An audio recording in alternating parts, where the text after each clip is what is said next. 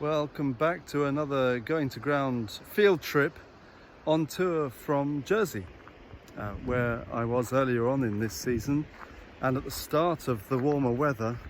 I think the first warm week really back in late February, March time. I posted from here, and I'm back on an equally glorious week, can't believe it, 11th of October, and perhaps the last bit of the hot weather.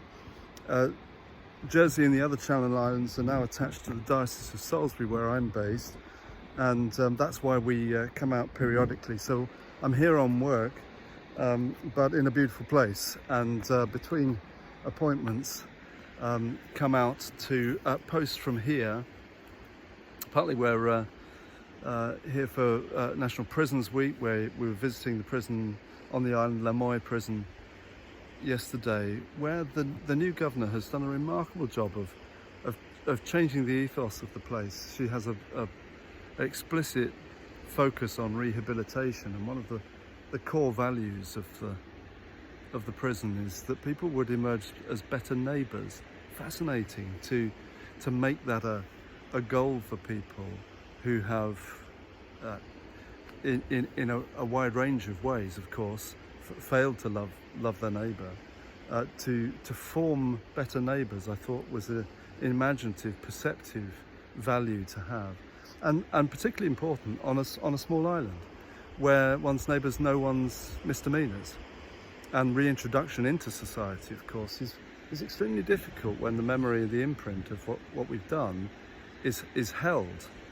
And how can criminals begin again, or offenders begin again, in a place where that is the case? So it seems like to me the right ethos for a very self-contained community like this, and where the need for redemption and forgiveness locally is exemplified, of course, by the history and the memory of the occupation, the German occupation.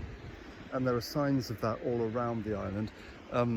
The defensive settlement you can see behind me here is older than that. It's a Martello Tower, I think, from the Napoleonic era, but there are all kinds of gun emplacements from the Nazi occupation, and a network that we were privileged to see yesterday of underground tunnels that were blasted out with forced labour, that were going to be used as a massive field hospital that were never used for that effect, but were stores essentially. But have some of the sense of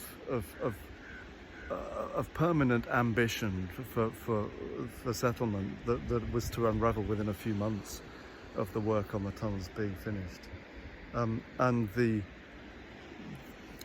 not the erasing of that memory. It's not about that, but the remembrance of the occupation on Jersey, and the healing of memories and the divisions between neighbours and so on that inevitably arose from it for generations after, is moving to a new stage, of course, as the memory of that time recedes and the last few elderly people who remember those painful years are now passing away.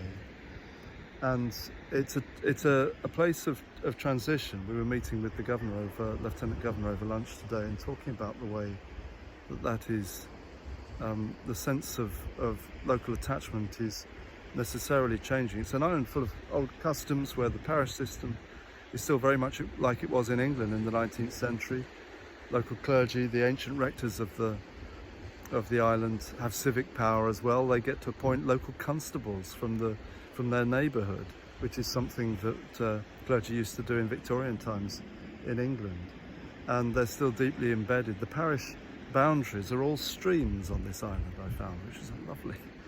Although some of them are on the mainland too, but all of them are marked out by streams. There's a sense in which the human society, the human geography, in ancient, deep relationship with the contours of the island as well.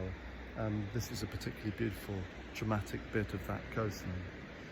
I need to watch my step as I make my way down now. We're heading back to England tomorrow, and I thought I'd just send you a postcard from Jersey. God bless you as you go to ground.